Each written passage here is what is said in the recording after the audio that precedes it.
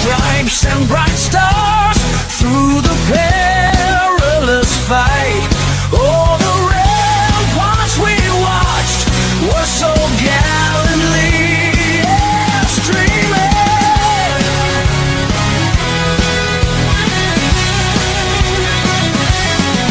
And the rockets' red glare, the bombs bursting in air, gave proof through the night that our flag was still there.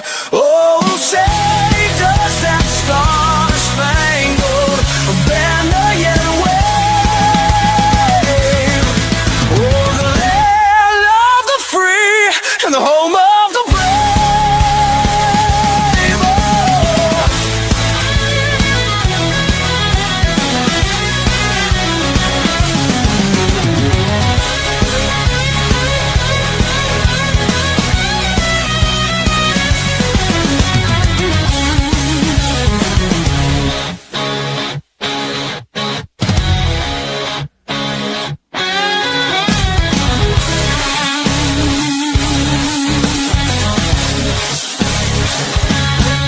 Oh, say does that star-spangled banner yet wave?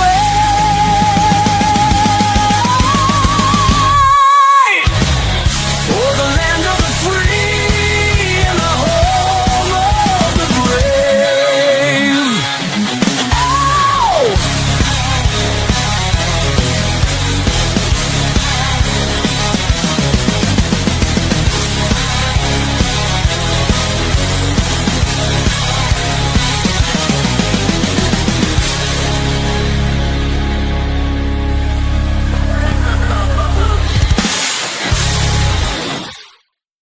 And welcome to Wednesday. It is Wednesday, right?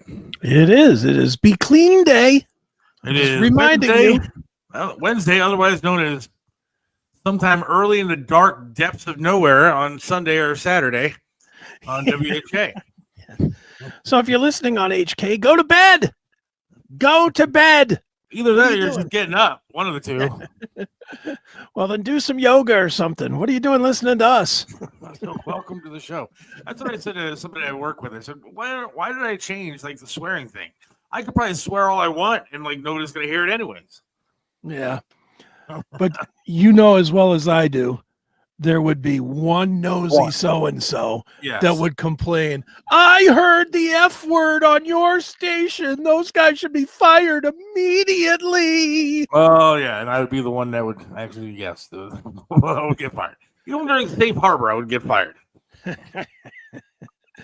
Yeah, unfortunately, I've been down that road. I went down that road with MMS. Yeah. And it wasn't even me that said it. It was Dave Mustaine from Megadeth. Right. Called me an a-hole a couple of times. And people complained and I got in trouble because I was arguing with him. What's weird though is that is actually a word that you can say. Can you say the full word now? But I mean, we're not going to do it on this show because No. each case is a different animal. Yeah. But like on MMS, you can get away. I mean, Triv used the a-hole word all the time. Okay. I didn't But realize you could use that one. You can call somebody one. Yeah. Like I can say, Chris, you're being an a-hole. Now, I mean, I'm not going to say the word because that would be bad for me right now. Right. But you can't describe one though. Yeah. Or describe using one. Right. So then you run into like bodily functions and all that Right. other nonsense. You run into a sticky situation, if you know what I mean. No pun intended there. But so you want to avoid that. Like I remember there were a couple times where Trip dropped and I was like, "Whoa, dude, what are you doing?" And but it is what it is. We don't have to be saying that stuff today. No, dude, the one that got me almost fired, and I'll be delicate with how I say this. We have to be very delicate. Yes. Very delicate. Was a certain word that combines two words. First word being douche, second word being bag. Right. That got you in trouble? If I combined them. Oh, well. If I said somebody was I got you. then I literally, and I mean, it came to a boil one night on MMS because I said it, like accidentally said it. You know, I just said, that guy, he's a blah, blah, blah. You know, and I watched Jeremy, our intern, punch it out. You know, I watched him button me out. Yeah. And I looked at him. I was like, did you dump that? And he was like, yeah, you can't say that. And then I looked at Matt and I said, really? I can't say, but and I said it again. Oh. So then Matt dumped out on it. And then I said it again. And then Matt dumped out on it again. And then he had to do the old Van Halen record. What's messed up was that's again not one of the 7 deadlies. No. You should be allowed to say that. But you know what? That was right after Janet Jackson. Yeah, there was a lot of stuff that changed right then. Mm-hmm. I mean, I wouldn't say in trouble. I got reprimanded twice for language purposes, and again, trying to be very delicate here. Sure. But I was new in radio, right? And so I was recording a show. Mm-hmm. It was one of the first shows I was able to actually record, and then I could leave and listen to myself on the way home and stuff like that. And so it was overnight. So, you know, they're a little bit more lenient, but still certain things you can't do. And so I did this really long bit. I think I've told you the story before. I did this long bit. And it was about Shamu the whale. And it was like sound effects and stuff. And like I had whale sounds and all this kind of stuff. And it ended up being like 3 minutes long. Okay. And it was just too long and it just wasn't very good. All right. And so at the end of it, I didn't want to use it. So I was like, well, blank that blank.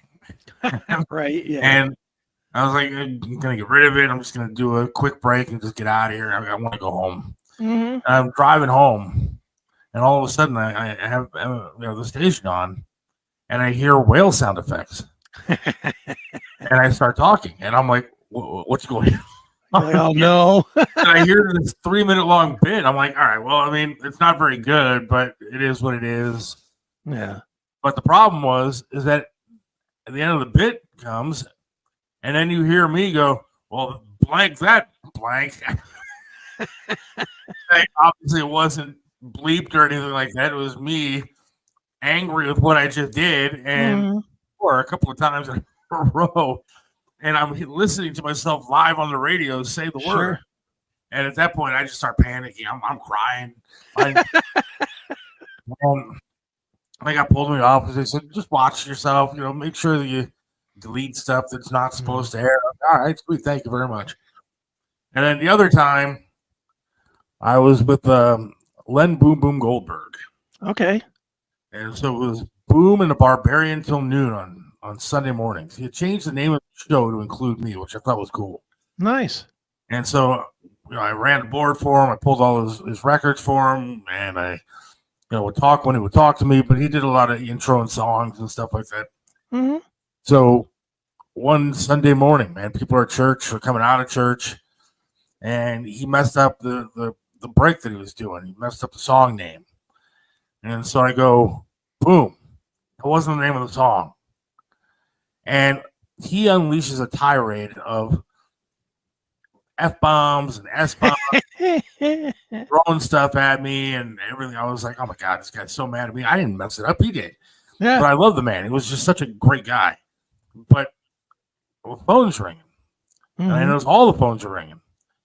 And I pick up the phone, and I'm like, yeah, radio station. And the caller goes, you guys know you're still on the air, right? I forgot to turn off the mic.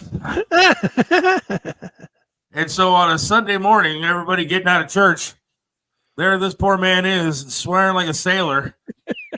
And I forgot to turn off the mics. Nice. So once again, Seth is crying. Did you get in trouble? And it's Sunday, so I had all day to think about it. And Monday morning, I get pulled into the office. Spaceman Scott was our program director at the time. Yeah, okay. And Boom is sitting there in his office, and they call me in because I just got done with the morning show. And the Spaceman looks at me and he goes, man, that was rough yesterday. He's like, we're going to have to let you go. Get out of here. I swear to God. He's like, we're going to have to let you go. And I start welling up, man. I'm like, tears start dripping out of my eyes. And Boom, and he had that deep voice, man. He was the voice of the radio station. Sure. And he goes, quit yanking his chain. And Spaceman goes, all right, please, again, just don't let this stuff keep happening. Right. Like, get out of here. Go do what you got to do. Right. And I was fine. I escaped another one. And I kind of learned my lesson from there, man. When there's a mic around that even could be hot, Sure. man, you got to just not say anything. Did you ever get fined? No. Yeah, we got fined on MMS. But we got in trouble for some other stuff. We got in like big trouble for one bit that we did. Right. I hesitate to even tell it, but so it was like a, I don't know, what do we call them? Because you can't use the R word. Mentally challenged facility. Okay. For people with disabilities and stuff. Yeah. Mental disabilities. Mm-hmm. And they had sent over this package of coffee mugs and T-shirts and all this kind of stuff. Okay.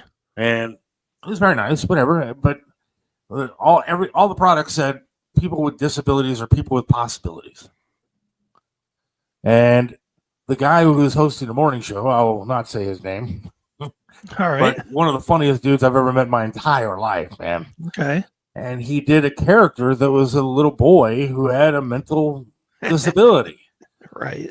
And he proceeded to do the entire 4-hour morning show in this Oh, voice. no.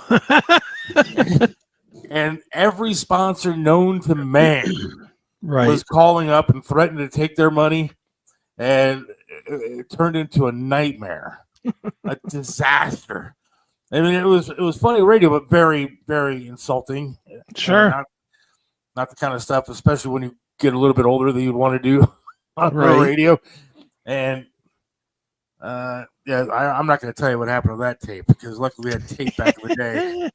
And I'm not going to incriminate anybody, but something happened to that tape. Never showed up again. I don't know how.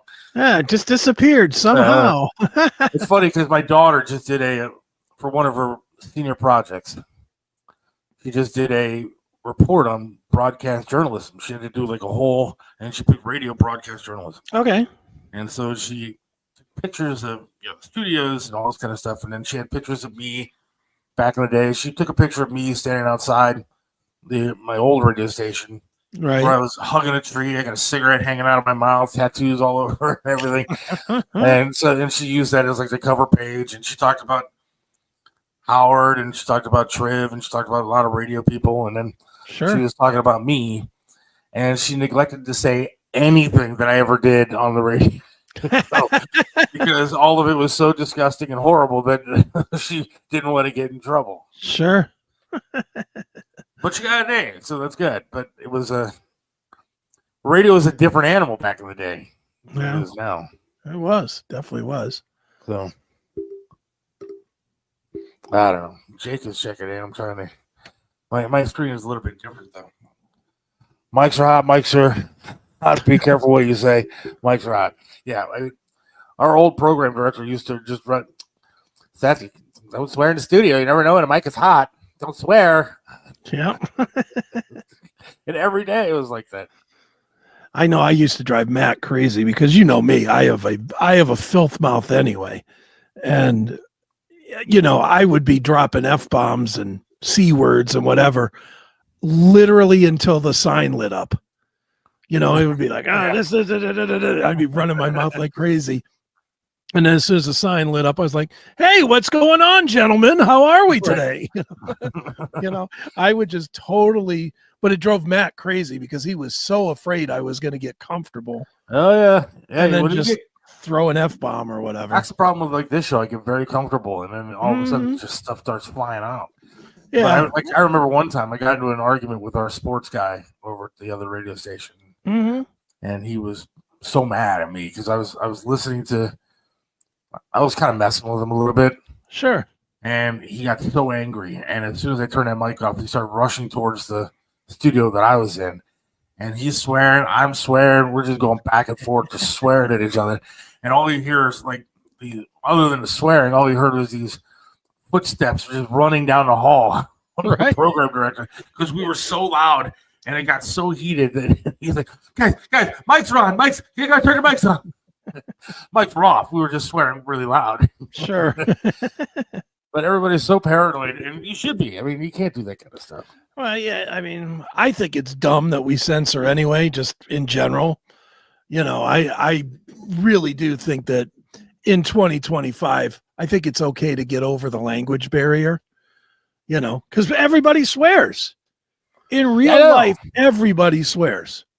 So why are we pretending that if we're watching TV or a radio or listening to the radio, that is some environment that real people live in? It literally makes you become more of an actor than anything, because you're just pretending to be something you're not. Oh yeah, without a doubt. On the Agora, what does it say? At the Agora, Mustaine spit on a stage diver who stood right in front of him. I believe that. I almost swore because I was going to talk about Dave Mustaine. I wore a Metallica shirt to introduce Megadeth. What was it? Yeah, the Odeon, and I'm sure that went well. he was not a happy camper. As I'm walking up the stairs to meet the band, the publicist or whatever the girl was like, button up her coat now. Like, all right. Radio was fun, man. Yeah, it was. Yeah, Mustaine got on me once when Napster was going on. He got all up in my stuff because of we were talking about Napster, and he goes, "I hope you can sleep at night knowing that you're stealing from me." And I literally was like, "I sleep just fine, Dave, just fine." And he got all mad, cussed me out. I wasn't gonna play that game with him. I don't care who he is. Ohio Creation says I seldom cuss. Good for you. I mean, it really, again, I'm situational cussing, but at the same time, like when I'm just around with my wife, we're hanging out and talking. I mean, we both just let stuff fly. What's the big deal? They're just words. I swear all the time. I get it. I understand if you don't like it, then you don't like it. But I certainly don't do it on the radio, and I certainly don't do it around people that my elders or whatever, people that I know aren't going to want to hear it. Whatever. Oh, I know. Seth, remember when a new hire producer played a clip from Major League? They cussed and it went out over the air. I do remember that. That guy, and that guy has lived to tell about it numerous times. The guy has messed up and not very good at his job. Maybe he's better now, but yeah, he let it fly and then claimed ignorance. I don't know how you do that, but I didn't hear it when I proofed it. Yeah, it's tough to miss, believe me. Yeah. Now the guy said, "Don't F with me." Oh, I didn't hear that. The way the radio business works, that guy probably has a better job than I do now. Either that or he's voice tracking for 36 cities or something now. Like I've known people that have stolen stuff from like the building and end up with not the building I'm at now, but before, and end up with better jobs. Oh yeah. What is going on with radio sometimes? It's crazy. Bro. The business is crazy. Radio entertainment in general is just the worst business for people. And there's I've worked in the corporate world. I've worked for myself. I've worked in radio. I've worked for TV, etc. So I have a pretty good feel for it. Entertainment is always just full of scumbags.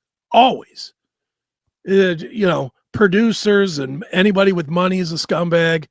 Anybody at any level is either in entertainment is either a scumbag, or if they're talented but they're still low on the totem pole, it's because they're not a scumbag. You literally can't get ahead unless you're a piece of garbage. You can't. I totally agree. I know plenty of people like that, believe me. St. John's, Michigan. Jason checking in. All right. He's in the house. What's up, guys? Where's Ari? Ari's coming up in a little bit, right? What time's Ari? 4:30. 4:30. We'll be joined by the first 10 minutes. Jason. The first Jason. The original. The man. Dude, the guy that jumped out the water, pulled the girl in. The kid that you see jumping out of the water. The actual first Jason. That's right.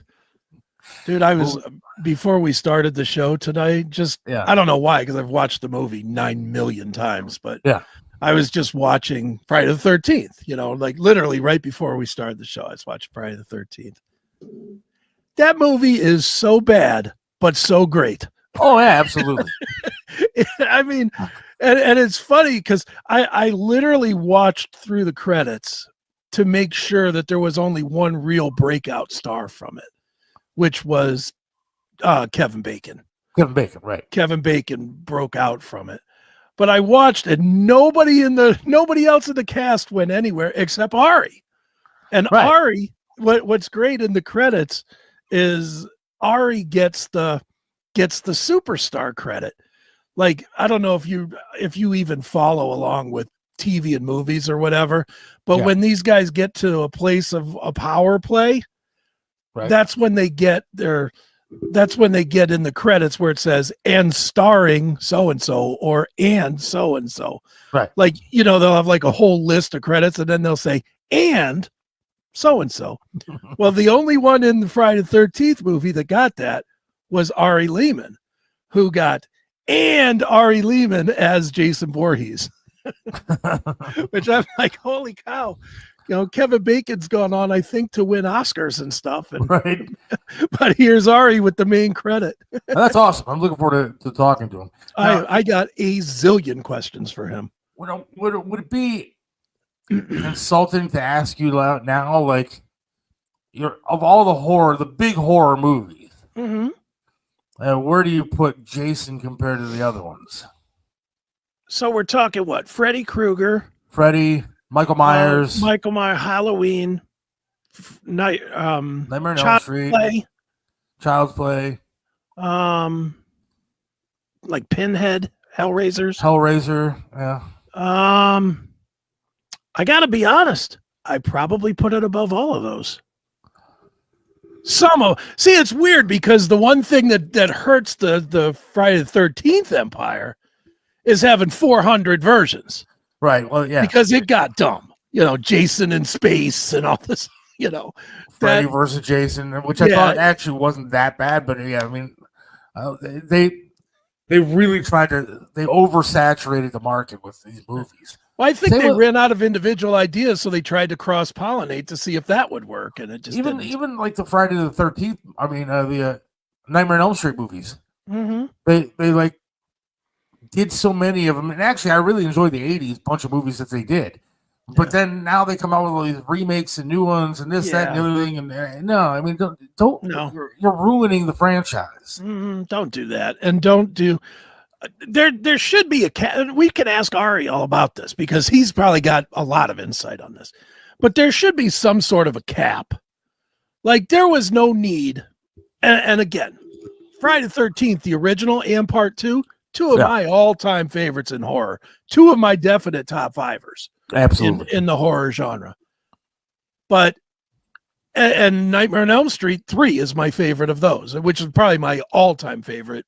Quote unquote. Is it the Dream Warriors? The Dream Warriors, yeah. Well, the music is good. The music rocks in that too. Yeah, I love that movie all around. When Freddy goes, time to suck face, and he sucks all the air and energy out of her and stuff. I mean, it's a great movie. Doesn't Dokken have a Dokken does the Dream Warriors? Movie? Yeah, they do the Dream Warriors song.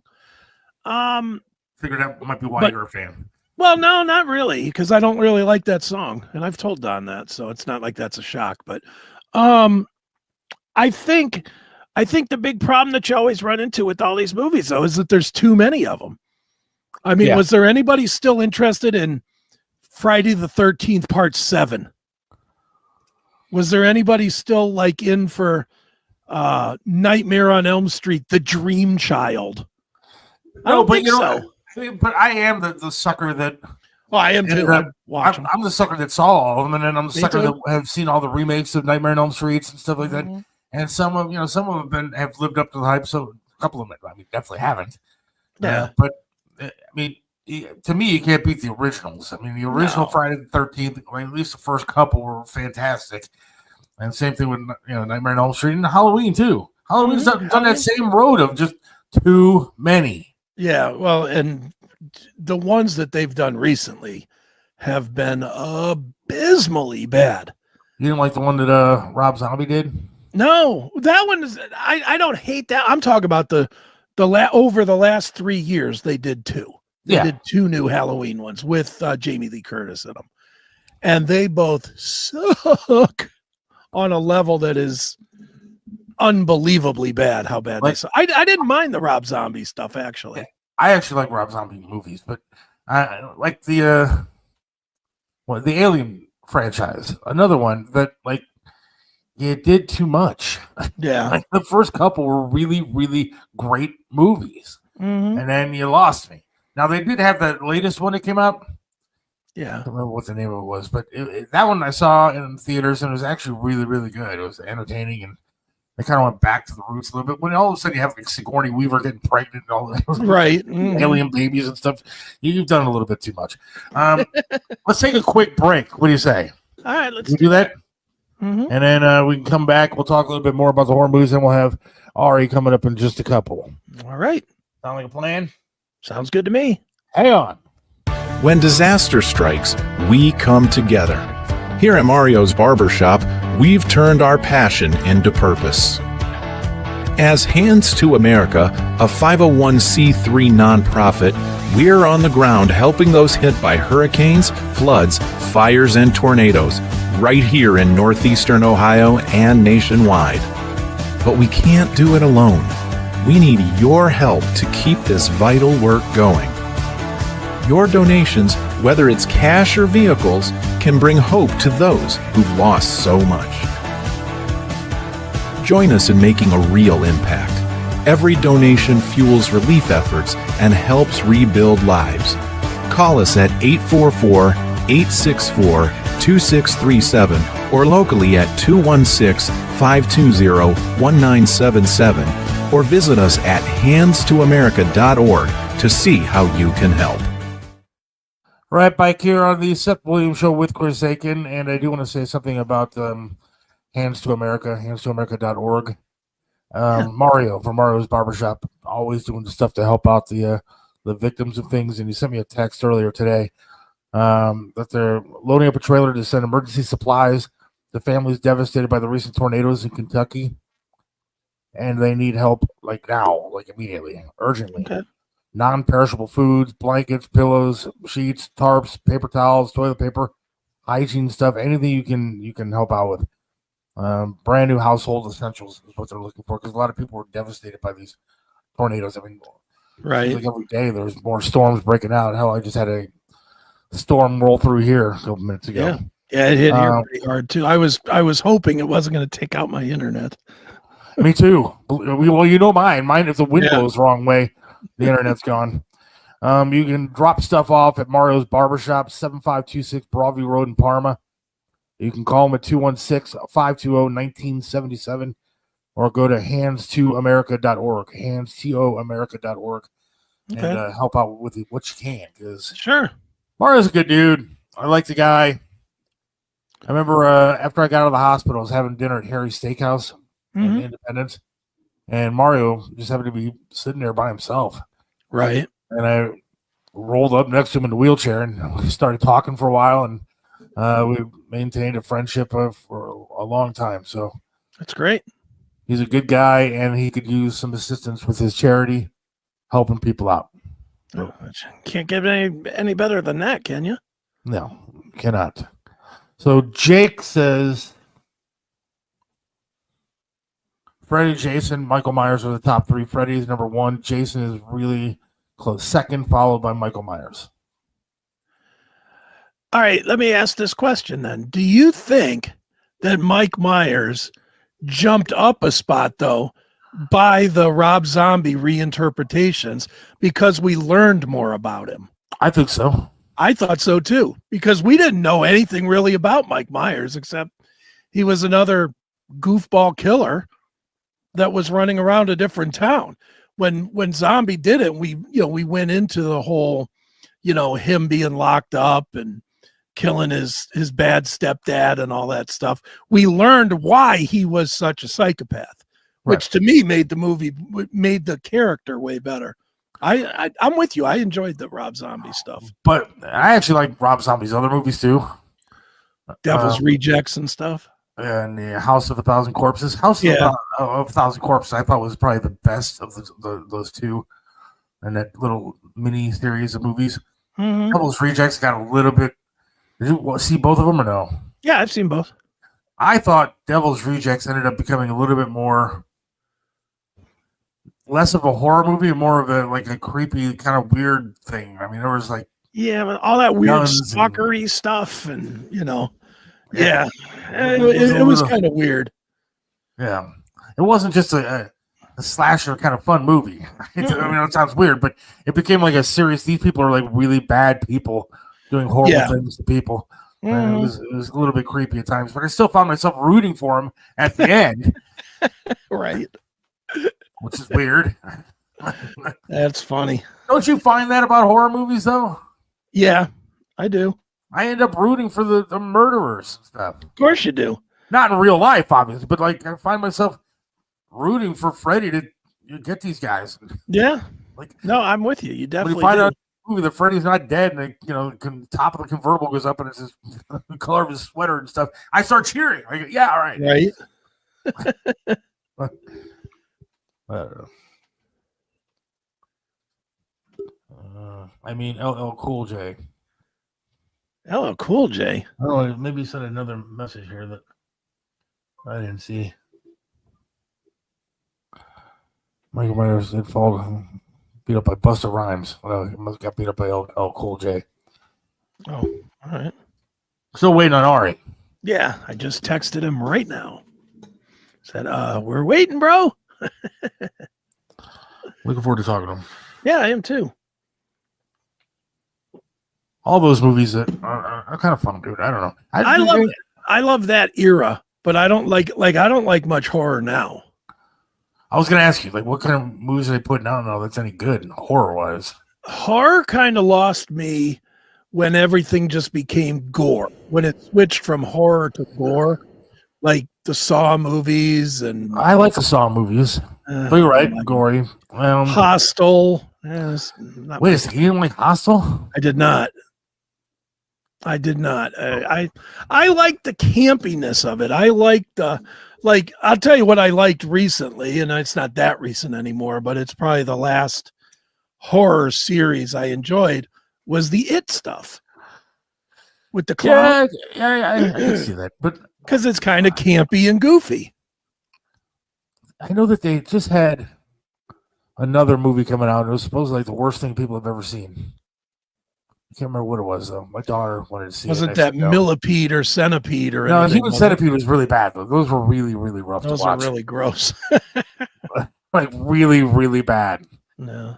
I mean, I remember watching the first one, and I thought it was like you start to gag just watching the first one. But then they came out with another one, and forget about it. I think I made it through half of that movie. Watch another thing. Jim is crazy. Jackal 1 here. Best horror was made in the 30s and 40s. How old are you? Yeah, come on.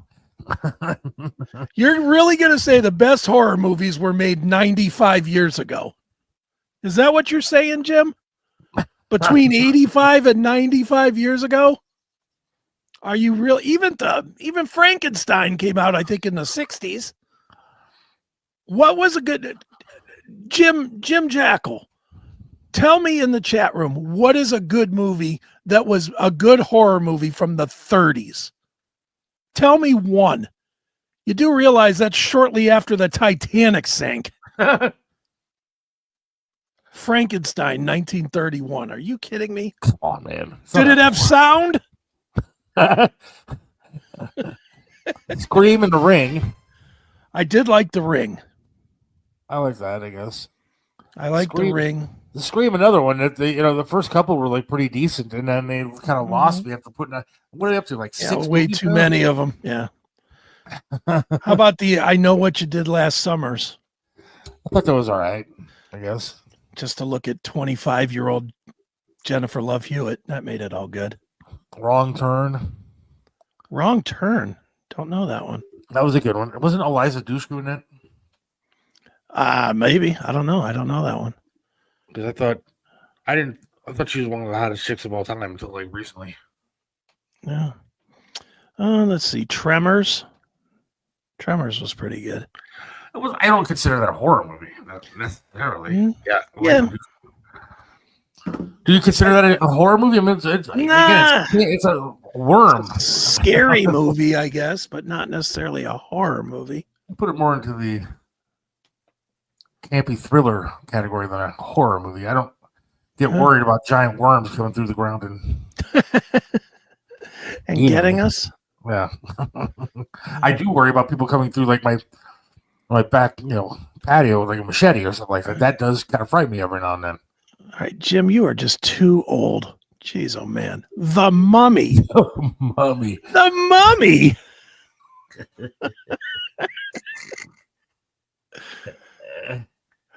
Well, he did say Abbott and Costello meet Frankenstein too. Yeah. My man, he's 65 going on 95. 65. Yeah. He's I know he's 65. He's getting ready to retire. But it's like, dude, what are you doing? I can't. I'm trying to think of other movies. I don't really get into like the ghost ones, like the Paranormal Activities and stuff like that. I don't really either. I need to see killing. I just need to see killing. I know that makes me a horrible person, but that's what I need to see. What am I thinking? I'm stuck on this one movie that I was told was probably like the scariest movie of all time, and I can't remember the freaking name of it. And I think it has another clown in it. It's not it. It's not it? It's not it. Here's another one. This isn't it, but this is one that I know I like. Do you like The Grudge? Yes. I like The Grudge. Phantasm? My wife was having one. All right, Habu. The Blob. The Blob. What was the one with the severed hand that was crawling up the guy's back and then started choking the guy? Like one hand that was choking the guy. That was from the 40s or whatever. Was the Thing? Wasn't that a movie like from back in the day that everybody? There was an original, and then there was another one that was The Thing was actually pretty good. The 80s version of it was pretty good as well. So I like The Thing. The Thing I like that when they had them all lined up and they were like tapping the thing with the hot thing to see if one would trigger, and then the one triggered, and then he turned into the monster and came and killed people. Loved it. But well, looky here, our guest is here. I love it. Yes, indeed. I love it. He is the original Jason Voorhees. He's the first Jason Voorhees. He's also got a band, a brand new-ish type of a band called First Jason. He is. That's right. Ari Lehman. It's me, Ari Lehman, the first Jason Voorhees from Friday the 13th. I'm so happy to be here. Welcome to the show. Man. The boy in the lake, or as I'm known in England, the lad in the lake. Dude, you're that alone. It's such an iconic scene. Wow, thank you. Iconic, man. Well, you awesome. When's the last time you saw Friday the 13th, my friend? I'm going to tell you 2 hours ago. I watched it before we started. Oh, me too. Thank you. Wow. Thank you so much. Well, how do you think it feels? Does it still hold up after 45 years, gentlemen? Can you believe it? 45 years of Friday the 13th. Yeah. Well, and it's funny, Ari, because we were just talking about this. I'll ask you kind of the same question. Yeah. I love that. I love that whole era, the campy horror. I really think that I think that people that make horror movies kind of lost the plot for a while when we got into gore, when we got into Hostel and Saw and those types of movies that were just more gore than campy. Well, yeah, I mean, they're different. It's more of a torture scenario. Yes. I think it's interesting. What brought about the all of these great, you've got Cabin Fever, you've got Summer Camp, you've got Friday the 13th, and all of those iterations.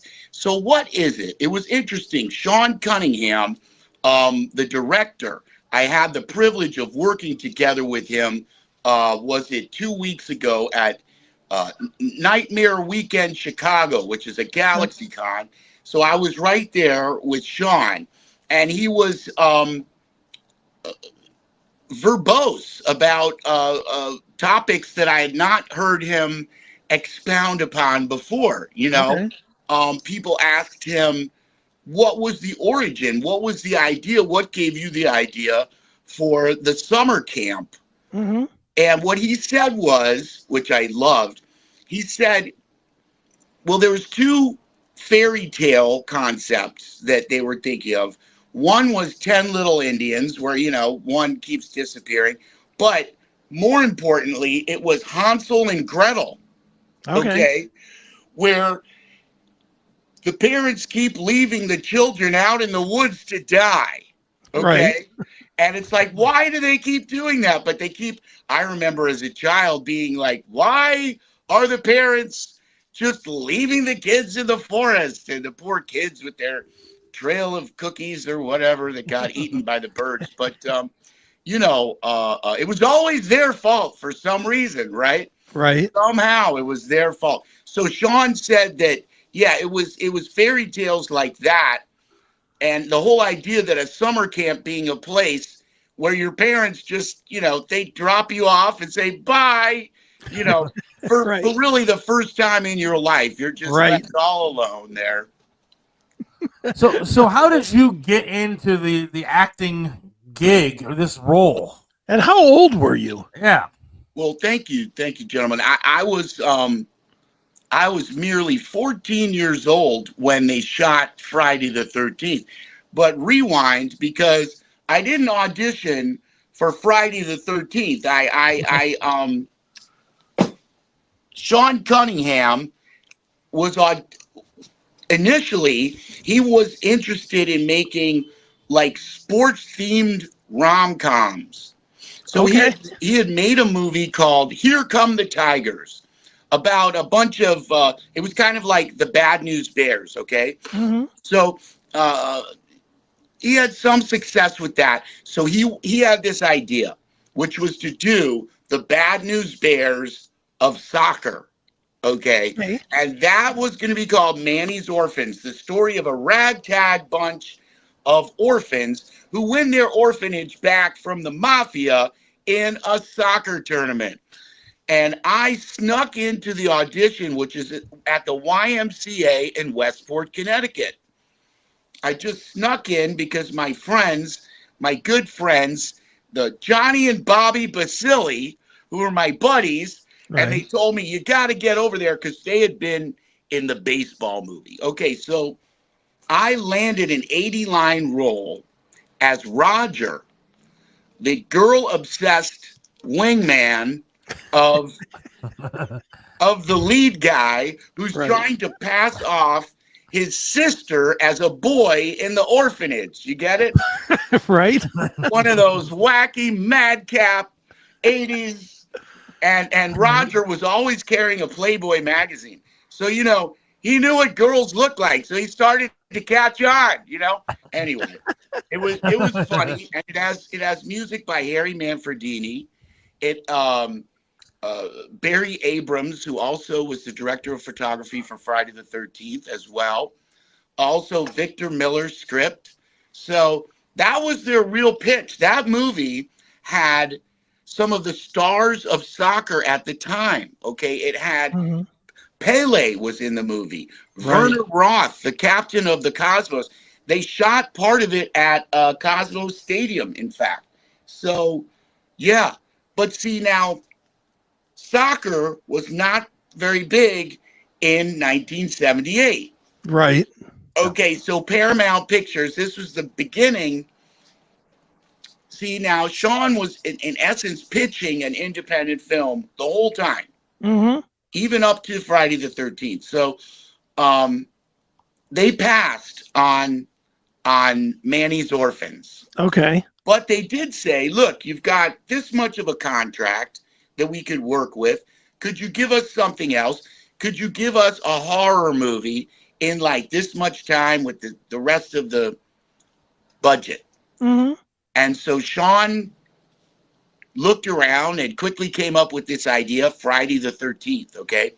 And initially they said, we need a little boy who's gonna, and at first it was just to drown in the flashback sequence. Mm-hmm. Gentlemen, the only iteration of Jason Voorhees in all of cinematic history initially was going to be a drowning child, and that would be it. Right. Wow. So he calls me up. I'm sorry, I didn't finish. They were going to select Noel Cunningham, Sean Cunningham's son, to play Jason. Okay. But his mom put the kibosh on that, said, I'm not going to let my kid play some monster. And that's it. I mean, that would be the worst thing ever. And no way. So, I don't know. It was kind of like that cereal ad for Life cereal back in the day. They said, oh, get Mikey. He'll eat it. He likes everything. So that's basically who I was. I was that little kid who played Roger, who liked everything, very agreeable and very eager to do stuff. So sure enough, and also short. You see? And so they called me up. I mean, yeah, when you look at it, of Manny's Orphans, there was many different sizes and colors of us and shapes and everything. You know, there was the tall kid and there was the Japanese kid and there was all these kids. So I guess I was the short kid who was appropriate. So they called me up and they said, can you swim? And I said, yeah. And Sean said, well, I need you to get down here to the office here in Westport, Connecticut. And that's how it all began. All right. I have, see, you're just opening me up to 4,000 questions. First one, I'm going to stay with the swimming for a minute. Did you have to swim, or were you really in like 5 feet of water? Because the jump out of the water looks like you jumped off of something, like the ground or a box or something. Did you jump or you caught us? You caught us. I mean, come on. There's a very strong water safety message here. Okay, that's really, if you look, the underlying reason for this movie is water safety. People always use the buddy system. Unlike Jason. He just went swimming. He didn't care. Right. Had he eaten something within an hour of swimming? Who knows? No, but the question is about how the scene was shot. And of course it was, yes, of course. They had her, the shot of Alice after, of course, for some damn reason, she decides that it's appropriate idea after decapitating my mother to get into a canoe that has no paddle. Right. Because remember, her paddle, it got cut in half. Yeah, so she's up the creek with no paddle there. Right. And like, why? And then also the blind policeman who's there. Yes. Are you okay? He says twice, are you okay? Like, can you see? Like, what?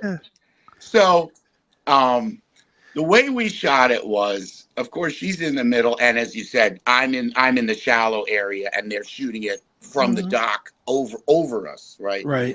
So, but the fun part is how they wanted to scare the wonderful Adrienne King, who just didn't deserve to be scared at all, but she had been such a trooper doing that movie, and the very vigorous scene she had to do with Mama Voorhees, Betsy Palmer. So anyway, she had to see. Now, the thing is, guys, the initial version of Friday the 13th that was submitted to Paramount Pictures did not contain this famous final sequence that we're talking about. And at first they passed. So August of 1979, I went home thinking I'm just a little boy that drowns in a movie. Okay.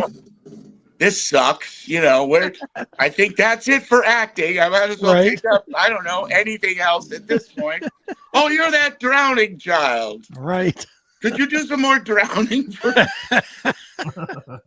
I was like, what a repertoire I have. Right. My famous line. But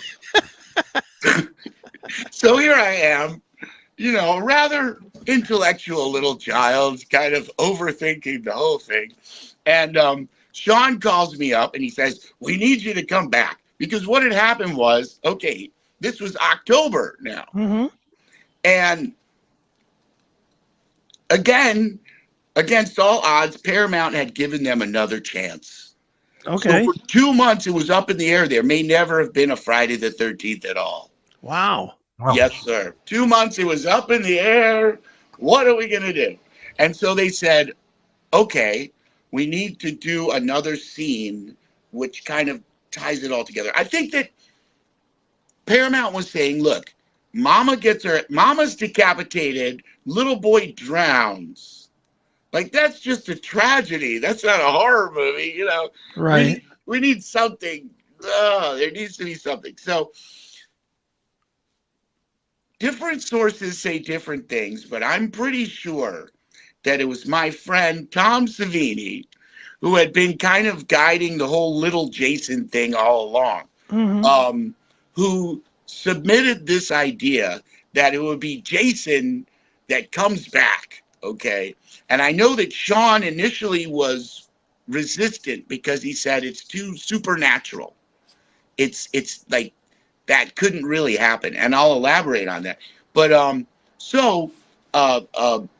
they did get that approved, and so in other words, I was called back in October of 1979 to shoot the final sequence. So when you look at the final sequence, note the autumnal foliage right.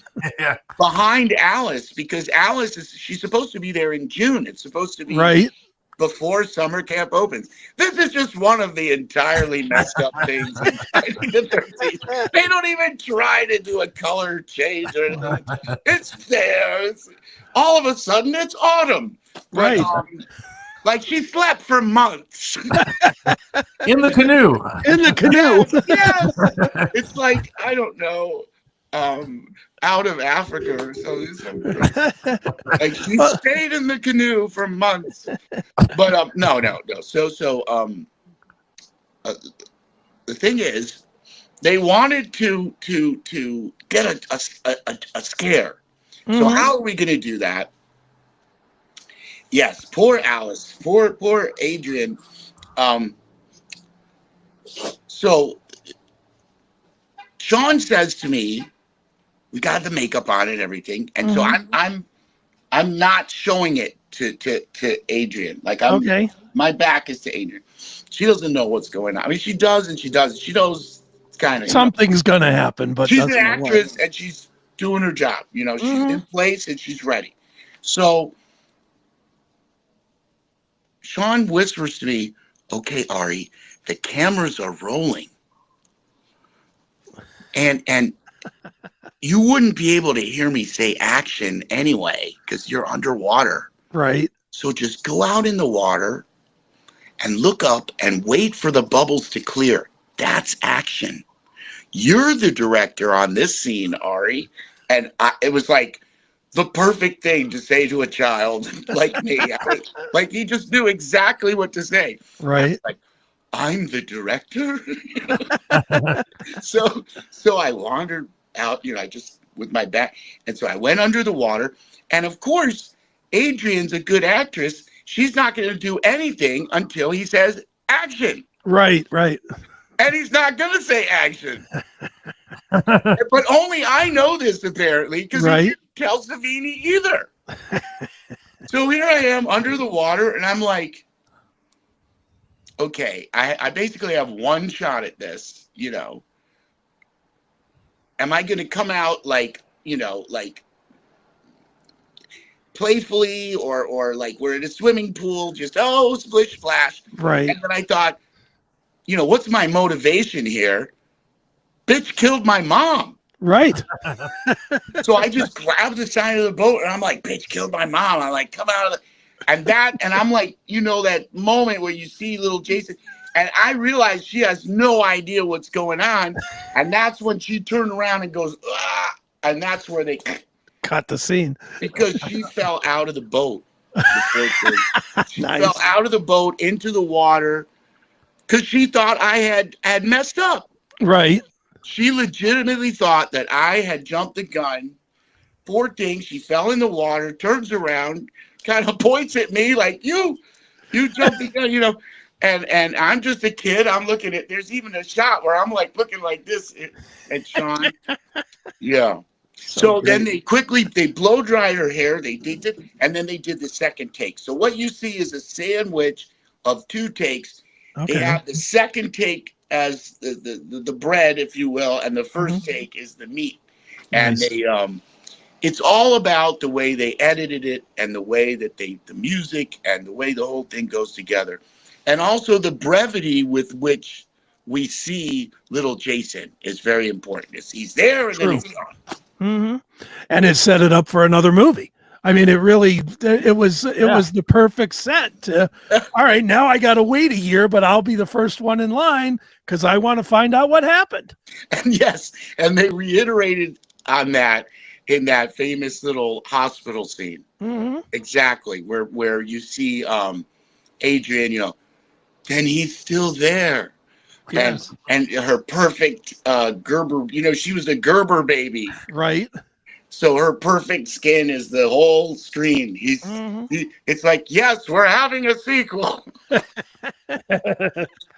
right, let me ask you this, man, and this might be a little too industry, and you may know, you may not know. I'll try. Was there pressure at Paramount to come up with their own version of Amityville Horror? I think was like a year before it. Was that the motivation where they were just trying to find something to latch onto? I know that Halloween too, yeah. Halloween had come, and that was really the because it was Jamie Lee Curtis, and right. Halloween, and I think it was. Also, yes, I remember as a young man now, living in Connecticut at the time, and there was 2 movies that really did affect us in the summer times of Connecticut where we were, and that was, of course, Jaws. Oh yeah, because I live right by the beach there, Sure. And yes, Amityville Horror. Oh my God, people were talking about that a lot. I remember. Yes. No, that's a good point. It's hard to say.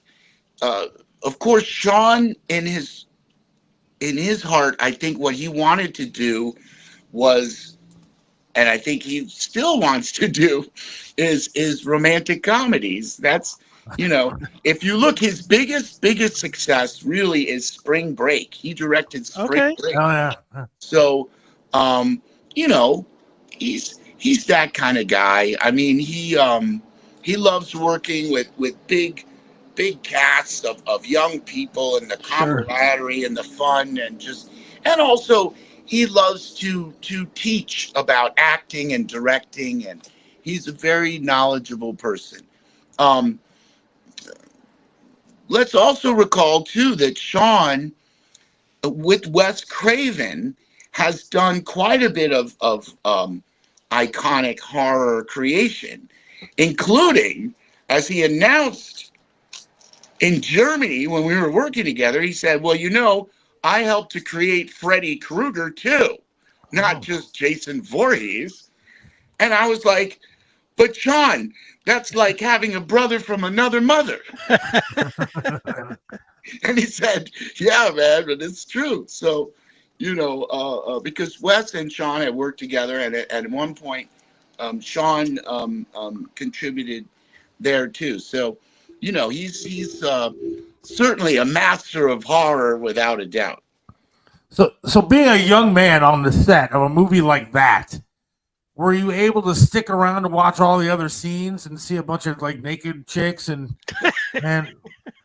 cool stuff going on, or did they? Well, specifically not the naked part, but I did get to. It's a great question, which rarely people ask, and yes, I did get to. Since I was a little kid, I was kind of out of the way, and I could watch like a fly on the wall. Nobody. I absorbed a lot at that time, and two of the scenes that I did get to see. Most notably, when they do the famous sex scene in the cabin with Kevin, and his girlfriend. Of course, no one was allowed to be anywhere near the cabin, right? Until that was done. But when that was done, the scenario where Kevin has the arrow poked through his neck, Yeah. I was there to watch that. Largely because Tom and Tasso were spending a lot of time preparing for that effect. So I knew how much it meant to them, and I had literally seen them putting together the pump. Oh, for the blood? Yeah, so I was, or it wasn't really a pump, it was just a tube. It was a tube for the blood. That's what it was. It was a tube for the blood. And the way it was all set up through the neck apparatus and the whole thing. So and there's a great little story there, because you remember when you see that scene, the blood kind of gushes out and then stops and then goes again. Yes. Okay, everyone remembers that, you see. So I was there and just watching away, and so the way they did it was Kevin was standing up now, and they had his neck, and the bunk. So he was on. It was all shot on the second bunk now. Okay, right. Movie magic, as it were. And they had a dummy. That was the body, and so it's just his head responding like that. And so now Tom was under there with a tube. I mean, I don't know if you've heard this, but so they're using a. The only way they could really do it, because it was a, low budget movie, was Tom was going to literally blow the corn syrup blood out of the tube. Okay. So they fill this tube with blood, and Tom goes under the bed, and they go to fill it, and their action, and Tom starts blowing, and then all of the corn syrup blood goes down into Tom's mouth. And Tom just goes and blows out again. So all the blood comes out in a big splurge, Right. And so you see Kevin hung in there, and, everyone's waiting for cut, and cut. And Tom comes out from under the thing, and he goes, "We're going to have to do it again because the blood went down my throat." And Sean goes, "Why? It looked amazing." And we're all like, "Huh?" And so it was again, the only way they could watch playback was that they had like a video camera there for the continuity people. Sure. Okay. So they all gathered around the playback of the little video, one of those old video things. And they're all, I remember they're all hunched over, and they saw the playback, and they all went, "Yeah, that's great. It looks great. Oh, it's a wrap." I remember how happy they were. And that taught me something about movie making in particular. It's not always true for other art forms. Right. In the sense that sometimes with movie making, you could set something up, and something that seems like a mistake ends up being like the best part of the shot. Sure, absolutely. It's like magic. And so another one I saw, which unfortunately was not like magic. Harry Crosby, Bing Crosby's son, by the way. Okay. He plays Bill, and Bill is. I was there when they had the discovery scene of Alice discovers Bill on the back of the door. He's hanging on the door there. Right. And he's got the arrow in his eye. Arrow in his eye. Thank you. So now, what a very, very, very nice person. Kevin too was very nice to me, but also Harry, very kind, very thoughtful person. He's a little kid on the set. They always wanted to make sure I was cool. That's all. Sure. Everything cool, man? Yeah, I'm cool. So, here he is on the back of the door, the poor guy, and you notice his eye is twitching. Okay. Well, because sadly, I didn't mean to lead us the wrong way. They had. What did they do? The eye makeup was pressed so hard up to his eye, and it was leaking into his eye. So he was experiencing discomfort, and he could tell that it was going into his eye. So immediately Sean said, "That's it. Strike the scene. Cut. And that's when we all were inspired, because Harry Crosby, the show must go on in the old Hollywood. I'm sure Bing Crosby would have been proud of him. He said, no, let's keep going. If we don't shoot this scene won't be in and that would have been a drag for Adrian too, because she had a great scene. Her response is, So he said, I'll endure this. And sure enough, they shot it. They got it. As you know, the scene came out great. But then when they pulled him down, they did have to bring him to the emergency room. Oh, wow. And yeah, his eye experienced discomfort for 2 months after that. Wow. And it was one of the things that led him to not pursue an acting. Pursue acting. And I believe he's an investment banker, which is much safer. Yeah, no doubt. Well, Ari, I'll tell you what, man, we're going to take a brief break here. Just to play a quick spot, and we're going to come back and we are going to talk about your band here in just a second. We're not only here to talk about movies, we definitely want to talk about your band as well. First Jason. So I'll tell you what, we'll play a spot. We'll play a little piece of a song from First Jason, and we'll come back and talk about that. Does that work? Excellent. All right. So everybody hang tight. We'll be back in a minute. It is the Seth Williams Show.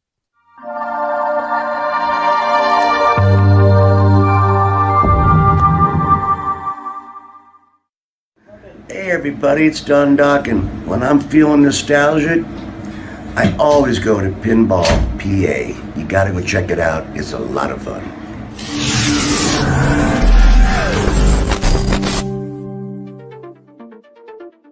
When you want to have fun in Pennsylvania, there's only one place to go, Pinball PA.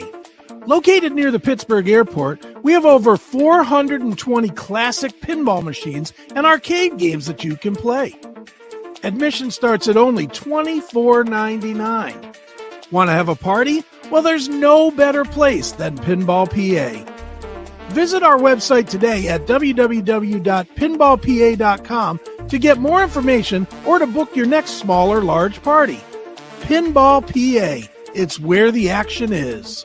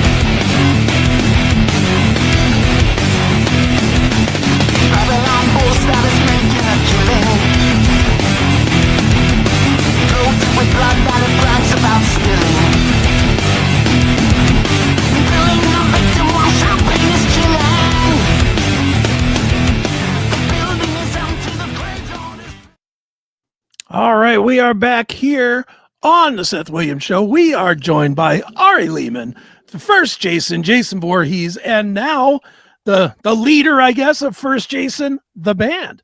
Tell us all about it, man.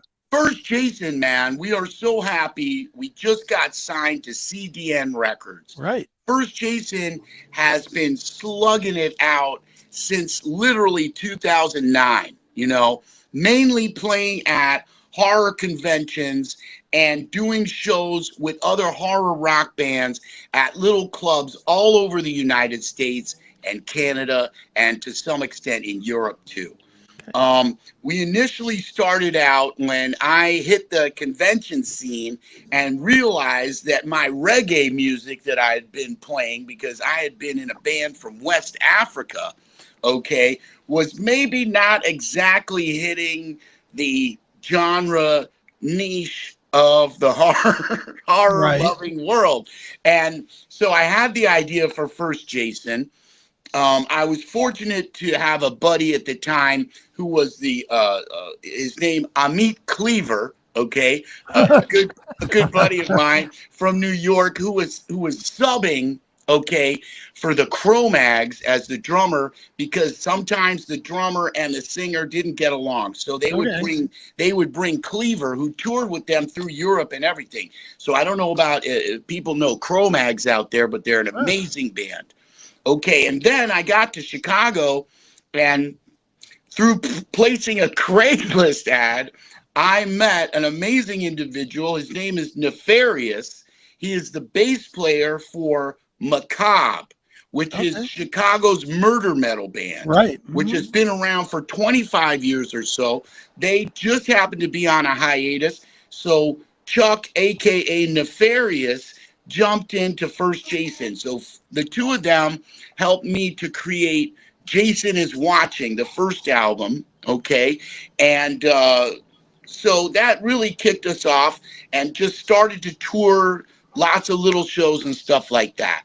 Then, you know, time passed. We came out with, I got personnel from inside Chicago and St. Louis, okay, because I'm in Chicago now. Okay. And we did an album called Lord of the Lake, which also had a lot of love from the fans, because we had a song, Voorhees is the Name and Kill for Mother. And we did videos for that song, those songs, and that helped us a lot. The song you just played, The Price of Peace, we did a video for. And that's how we initially got help, okay? It was John McKenty, who's an amazing person, the lead singer for Incantation, the thrash metal band. Yeah. So they invited us to perform, and fucking Nuclear Assault was there. All of these amazing thrash metal bands were at the Carolina Chainsaw Massacre, which is an annual event that John McKenty does out there. So if you're a thrash fan and you're anywhere near there and you want to get your mind blown, you got to see that. And our minds were blown watching the sheer musicianship and just the hellaciousness of this. It was so amazing to watch. Sure. First Jason is not a thrash metal band, but we love to watch it because it just got us on our toes to do more and more. So then Ice Nine Kills singer asked me to sing on one of their songs. Okay. It was their acoustic version of Thank God It's Friday. So that got us a lot of attention. And then Twisted, the band Twisted, who we love to pieces, asked us to perform at their event at what's that called? Astronomicon? No, it's is Astronomicon? I think there is a such thing. Sure. Yeah, in Detroit, right? And yes, so we performed with them and did a song with them too. Then we got to perform in Manchester, England at the For the Love of Horror event. So Corey Taylor was there, Tim Capello was there. That was a big thing for us. That was the first time we played for like 3,000 people. Nice. Then we opened for, so Ice Nine Kills had us at their last Silver Scream Con. So we got to open for, it was TX2, Avatar, In This Moment, and Ice Nine Kills. Wow.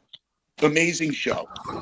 Now, I kind of felt that it was time, you know, we kind of reached a certain plateau wherein, okay, we love doing the rock shows all throughout the country, 200-300 people. We love that because, of course, a lot of what I do is the meet and greet. And, so that way it's like we can really interact with everybody. Sure. Plus, we're always playing with these other kind of horror rock bands out there. The Green Jellies, the Guars. Wednesday 13. Wednesday is an amazing act. Amazing. Sure. There's Argyle Goolsby. There's so many. There's the Jasons, by the way, who we packed the melody in together with them nice. Not too long ago. So, but I just said, you know what? It's time for new music. It's time for me to put up or shut up. Do something, man. So I put myself in the studio with Rob Ruccia here, and now he tours with Nonpoint. Okay. And Nonpoint is like kind of a sister band to us now because they're recording over at Uptown Recording here in Chicago. A big inspiration. So I got in there, recorded 7 songs for this new album, Into the Fray. Okay, Into the Fray, Slashist, On My Feed, Foul Deeds, First Things First, The Machete Mambo. Yeah. We've got a lot of good songs coming out. Like Slashist, that came because which is like a hardcore tune, up-tempo hardcore tune. That I was listening to some of the Screamers, which is an LA punk band that, like me, uses keyboards going through guitar distortion. There was no guitar players in the Screamers, and they were one of the first LA punk bands. But the whole thing about the Screamers is their singer, Tamata DePlenty, and he was such a character. So I was watching some old videos of him. I mean, people like Jello Biafra and stuff. Just he was so animated. He's, so he said a line where he goes, "Your fascism has got me wanting to do some slashism." And so I said, I'll steal that. And right. So I wrote a song called Slashist, which also borrows from the song Bonzo Goes to Bitburg by the Ramones. Nice. So, I mean, I'm 60 years old now. I can steal all these things from other people. How do you describe that? Today was the first day I've heard of horror rock. So how do you describe horror rock? Well, thank you. Wow. No, it's not. You know Alice Cooper, baby. Well, yeah, but I mean, I've never heard the term horror rock. I think it. No, it is a good question. Currently, there's a lot of bands that are associated with something outside of themselves in the media universe. Okay, so there's a lot of bands that associate themselves with movies. There's even bands that associate themselves with Lord of the Rings. There's bands that are into Star Wars. Yes, thank you. There's Star Wars bands. So, but for so long, man, there have been bands and acts, and even, we can go all the way back to Screamin' Jay Hawkins, baby, who was one of the most popular acts of his time. Anytime you bring in, the horror vibe, okay, we can even look in reggae music where they have all these songs about Duppy Conqueror and just, bringing in that ghost rock. Of course, you've got Zombie Jamboree by Harry Belafonte. You've got they did the Monster Mash by Horace Pickett. But then as time goes in, you got Alice and everybody who really embraced it. And then there's so many bands that are really coming from that, super dark place, but I think that what would make a band a horror rock band, as opposed to just like, let's say, a death metal band that loves dark themes, okay, is that they do specifically songs about or songs that are related to, famous horror movies. Sure. So I guess we're like the Svengoolie of rock and roll, you know, the horror and the horror hosts of rock and roll. Well, if that answers your question. Yeah, it's good stuff, man. It really is. Let me follow up on that one, Ari. Why don't they have you guys, and not just you, but you guys that have a connection to the movies doing the soundtracks? Because they always contract it out to, nothing against John Williams, he's the greatest that's ever done it, but let's be honest. Do you think John Williams when you think of Friday the 13th? Well, now you bring up a great topic, because I don't know if you noticed, but there's going to be a reunion. Not a reunion, but a big show, which has Danny Elfman and John Williams and Trent Reznor, and they're doing that over in LA, of all soundtrack composers, and I think Harry Manfredini should be in there too. We'll see. Thinking of Harry Manfredini, it gives me the answer to your question. Okay. In that, could I and have I written some kind of soundtrack stuff? I have. I did write I contributed largely to a soundtrack, which is a documentary about Vampira, Mila Nurmi, called Vampira the Movie. But see, so I talked to Harry, who's the great soundtrack composer of Friday the 13th. He created the famous Right. the cha-cha-cha of Jason Voorhees, you know, Sure. which he created that. And if you ever listen to his music, it's very atonal and very influenced by Eastern European contemporary composers like Penderecki and Ligeti and those kind of composers, Stravinsky. And so one time, so I was talking to Harry, and he went over something. I think he had actually looked at the Vampira, the movie, and he said, Ari, he was giving me good advice. He said, you write songs. He said, everything you write is a song. If Mila is saying something, you wrote a whole different song for each thing she had to say. And he said, but see, soundtrack writing is different than writing songs. Right. See, if I wrote soundtrack, everything would be like Peter and the Wolf. Right. Everything would have its own theme. You know, I'm not saying I couldn't be trained out of that. I don't know if I want to be trained out of that. Sure. Yeah, because in me is a rock and roller, is a songwriter. I came up out of, I was a little prog rock kid, you know, and then I got into metal. And then when I left college, I got into world music. So I played in a band from West Africa. I even got to play in Africa. So I'm just very, very in rhythms and songs. They certainly can use songs in horror movies. Absolutely. And one of my songs is in The Barn 2, which is a great little movie. I don't know if people know the Barn series, but the Barn has been on the top 10 of Screambox for months and months, right behind Terrifier 2. And it's a great fun.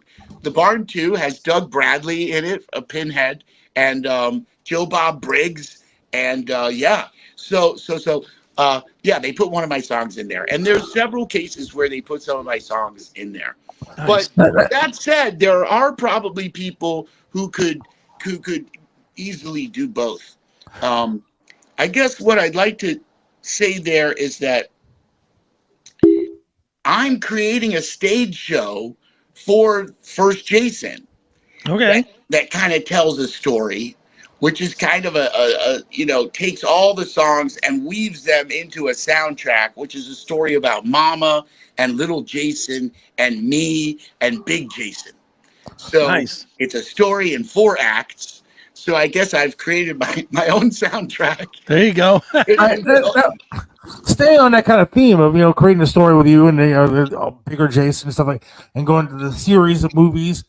Do you think that they crossed the line with as many movies as they've made about Jason or any of these horror movies? It seems like they found a good thing in what you did and what the first couple of Friday the 13th movies were, and then they blew it up into, was it overkill? Yeah, I would say one could agree there, especially in certain cases, but I think everything is about what do the fans want, man? We've always got to be ready to respond to what the fans want. And even now they're creating a TV series of Friday the 13th. Crystal Lake, on Peacock. Yeah. So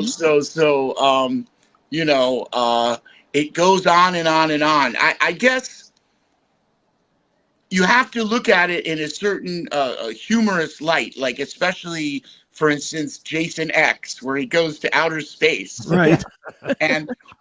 But who doesn't love that liquid nitrogen scene, man? Come on, that's one of the best scenes of all Friday the 13th. And I think that I totally dig what you're saying. But it's like Jason is a legend. Mm-hmm. He's part of folklore. He's mythology. And in the same way, whenever you hear someone tell mythology or they tell the story of something great that happened to them, it changes a little bit every time. Right. So different people tell the same story different ways. And Friday the 13th have never had the same director or writer, I don't think, at any time. Sure. I was going to ask, does the franchise take care of you? You being one of the original OGs, if you will. I would answer yes. In the sense that as an ongoing part of my job, career, what I could career, yes, sir, as I do, I never take it for granted that even today and even in the future, people will still be fascinated and interested in this character that I helped to create. It's like it's as surrealistic as you can imagine. Yet I think it's about people, and every time I'm at an event and some little kid comes up to me and you see they are truly, their imagination is absolutely captivated by Jason Voorhees. Sure. And I'm not going to let them down. I'm going to keep that imagination going. I'm going to keep that dream going. I'm going to build on that dream and tell that little kid or that person, whoever they might be. They might be a rock star or they might be some person who's, no one pays any attention to. But the fact is that they're sharing in this mythos, which and why do we do that? We do that because it helps us deal with some of the tougher things in life by giving a voice to those challenges. That's why we tell stories. Sure. And I'm never going to stop telling stories. I love those little kids. And I love those people, Forget about the little kids. I'm 50 years old almost, and I'm sitting there wanting. I want I'm sitting there going, I need a picture, I need an autograph, I need a CD, I'm a fan as much as anybody is, and I think it's cool. So you're right. I want the legend to live on. I just want them to stop making, I movies feel you. that I like the stuff that was good movies. Hey, Ari, hold on 1 second, Ari. We can't take it back. We're not in the 80s anymore. Right. I know, but I want to go back there. let me ask you real quick this, Ari. We got to wrap up just for the time constraint, but we go right from this into an uncensored little segment. Would you like to hang out and be with us for that? Because I still got plenty more questions. Yeah, I could do. Yeah, man. Of course. All right. Jason never dies. I'm here, man. Well, then let's do this. I'm gonna put you in the green room for a second, and we're gonna play the theme song, which is a couple minutes, and then we'll come right back and we'll get right back into it. Okay, so. I'll have some green at the time. There you go. Well, hang out. We'll be right back with you. And Seth, this will be fun. Now we know what we're going to do for the bonus segment as well. We're going to talk more with Art. If we're not signed up for Minds, I would do it right now. Yes, sign up. /Seth Williams Show. Sign up right now so you can hear the uncensored version of what we got coming up here in about 3 minutes. That's right. That should be fantastic. So everybody hang tight for that. And if you're not going to, then have a good rest of the week. Yes, amen. We will talk to you on Monday, my friends. Thank you very much. And we'll see you. Bye. Yep.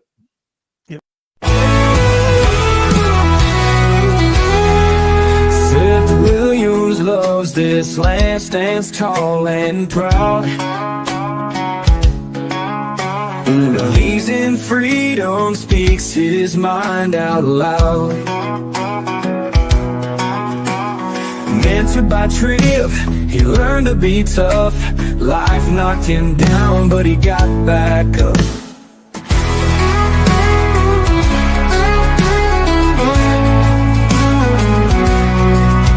Lost a leg, but he's still strong and true. Chasing dreams under skies of red, white, and blue. Voting for Trump, he shouts it clear. WTAM tried to bring him down, but he's still here. In the heart of America, Seth takes a stand. Against the tides, he defends our land. Liberals call him crazy, but he don't care. He's got the spirit of an eagle, soaring high in the air. Hates LeBron James, won't wear that crown. Prefers hard work and blue jeans in this town. Radio waves try to shut him up, but Seth keeps singing, filling that cup.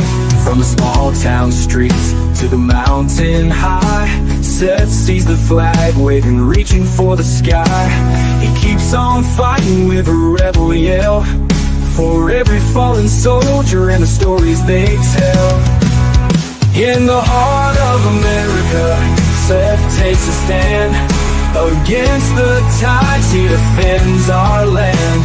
Liberals call him crazy, but he don't care. He's got the spirit of an eagle, soaring high in the air.